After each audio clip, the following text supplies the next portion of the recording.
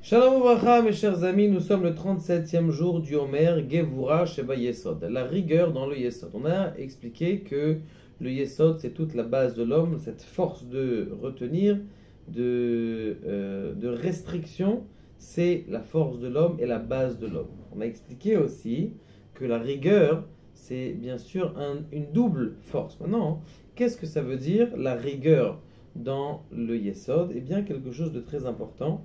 C'est-à-dire qu'il faut savoir que les tentations du bas, elles ne viennent pas comme ça.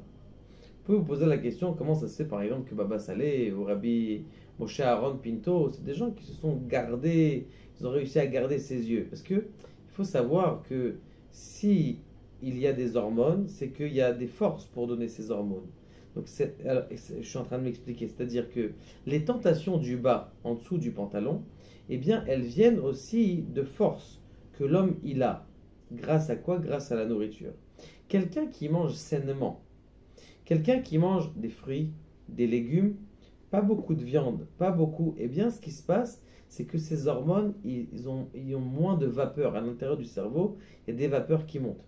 Quand quelqu'un il mange avec des choses qui sont de bonne santé, des choses qui sont barri, qui sont, comment on appelle ça, qui sont fraîches, des choses qui ne sont pas trop compliquées, pas beaucoup d'huile, pas beaucoup de sucre, eh bien ce qui se passe, c'est que les tentations, elles sont moindres.